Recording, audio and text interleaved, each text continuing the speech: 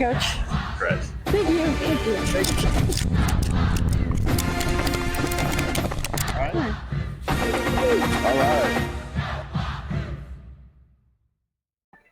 Hi, my name is Ava Rice, and I'm committed to the University of Virginia for sprints and hurdles. I'm a hurdler, and I run basically all hurdles, but my favorite would probably be the 55 and the 100 hurdles. Honestly, I kind of like all hurdles. I like sprinting a lot, and I think when you get older, like people get scared of like 300-meter hurdles and the 400-meter dash and hurdles. But as you run it more, you're gonna get much more comfortable about it. And I remember when I was like a freshman and I was scared of just even contemplating running an open 4, even 300 hurdles was the scariest thing for me. But that is definitely, as you get older in track and you run it as longer, you are going to get much more comfortable. As a hurdler, or honestly just a track athlete in general, I think one of the things that is most overlooked is the work ethic that you have to put into track, and the concept that it is an individual sport.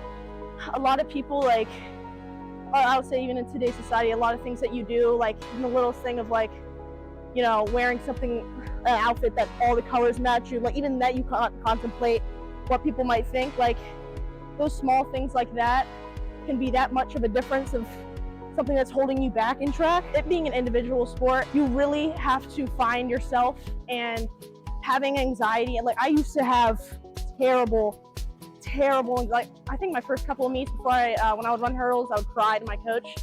And I'm not really an emotional person like that, but you know, when you really care about, like, and also another thing with track is the passion, and it's okay to, which is kind of a cliche thing to, like, you know, it's okay to let yourself cry and be sad with how you perform, but never let it hold you back on anything. And as I got older as a track athlete, that's one thing that I definitely stands out to me the most, is my strength and my ability to lock in races. A lot of the people that recruited me, the one thing that they said stood out most about me is my focus. When I did all of my warm-ups, I don't really talk to anyone at all, actually. I don't listen to music because you have to be in your own world, like legitimately just tune everything out. Now I'm literally like, I can genuinely think of nothing. It's not like no one can do that. I think if you have the passion, the work ethic, and the just desire to be the strongest, best person that you can be for yourself, and having that inner hunger for it and that passion, really you can genuinely do anything. And the only thing that really holds you back is yourself. You cannot care what anybody else thinks, and you could say that to yourself, but you might not actually be able to do it because you don't actually truly are doing that in the inside.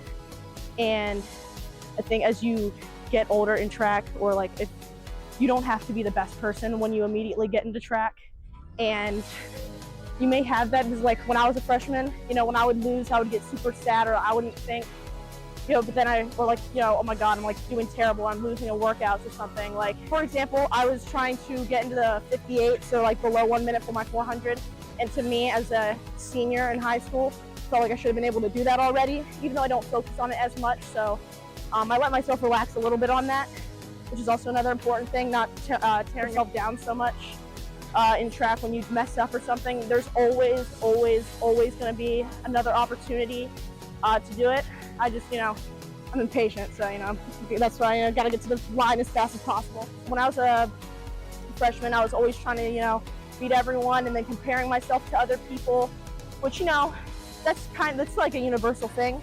And when I see people do that, I can't blame them for it, but you know, sometimes I'm not gonna be able to help everybody, but I hope that, you know, the people that do that, one day they're gonna realize that, you know, progress isn't linear. Before tryouts, I had a terrible workout. I ran like a 102, 400, and I felt completely fine. Like I didn't have any soreness or anything. And then the next week I ran like a 58 flat in my tryouts with no one, just running by myself. And I was shocked, like a lot, and I was proud of myself for that. And that was just one of those moments that stuck out to me. I was like,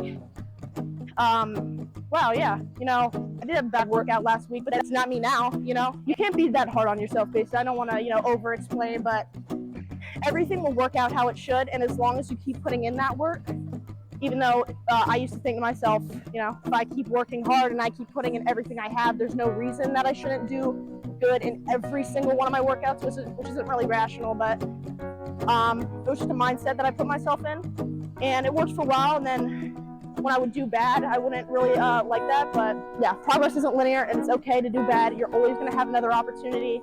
And even if if it's the biggest venue and the Nike Nationals and you do bad, if you're a junior, you've got next year. If you're a sophomore, you got next 2 years. If you're a freshman, you got the next 2 years. If you're in middle school running at these nationals, you got next 4 years of your life. It's never going to be the end of the world. And if you're a senior in high school, obviously that's your last race ever. It's gonna be sad, but hopefully putting in all that work and all that passion and having that amazing work ethic that you have for yourself, it's going to show later in life.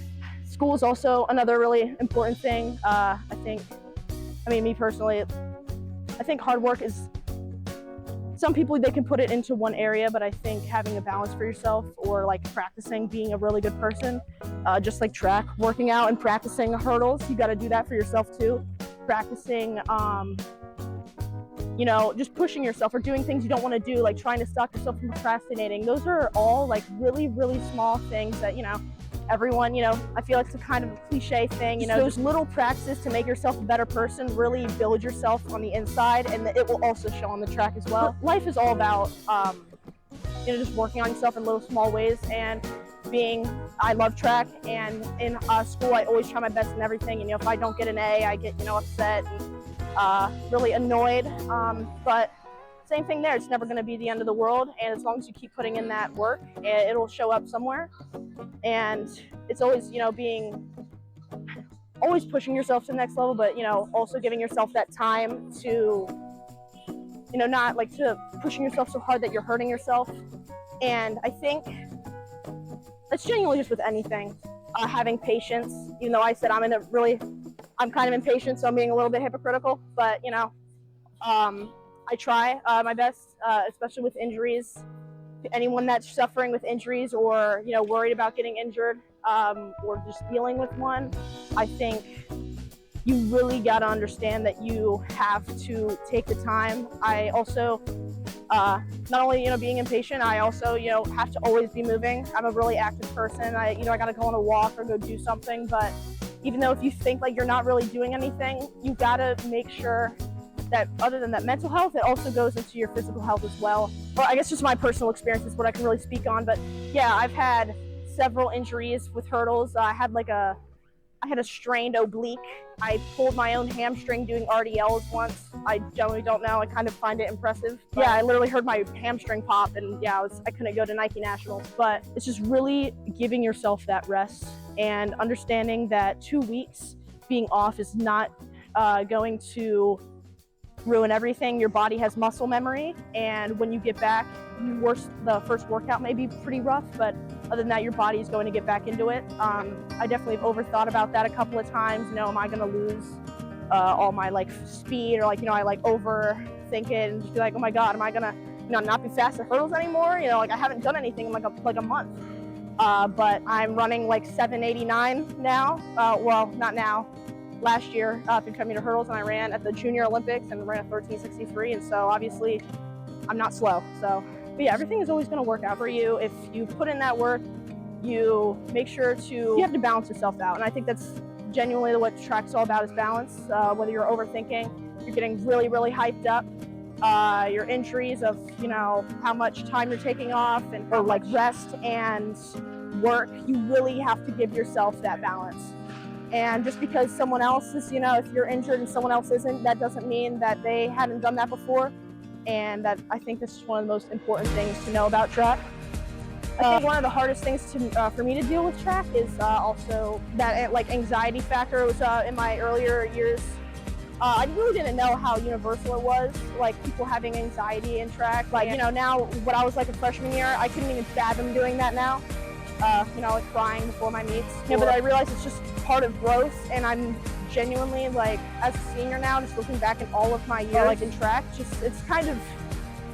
I kind of am glad that I had all those moments, because that's just like a really real thing. And even though like, yeah, track is an individual sport, but like there's so many, like tomorrow there's going to be like 1,000 people here running, people with all their different like lives, and they all got anxiety. So I like thinking philosophically about things kind of deep like that. But, you know, I'm glad that I had all those moments, you know, where I cried before a workout or a meet, and, you know, I did bad workout and I was excited. You know, that's what being human's about. But also in track, you know, being human. Yeah, one of the things I think was the most hardest for me to deal with was people, you know, getting in my way or trying to get in my way. I don't want to get too deep with it, but, you know, you're really out here for yourself.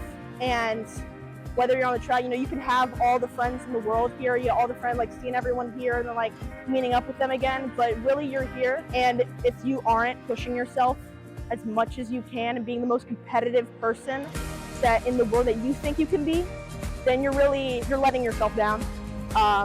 Just like straightforward, you're just letting yourself down. Me personally, I think with what I've seen or like what I've had to deal with for myself, I think that I really truly felt like a product of always putting myself first when I needed to. Seeing where I am now, I'm just so grateful that I made those decisions. You know, not letting effects like, you know, like let's say, you know, you couldn't go to like a friend's house, which, you know, doesn't seem important, but like, you know, I'm trying to be relatable to, you know, other like, you know, freshmen, sophomore, juniors, you know. I've always wanted to be here. Like, this is my home away from home. I love track. I love this track. I love running.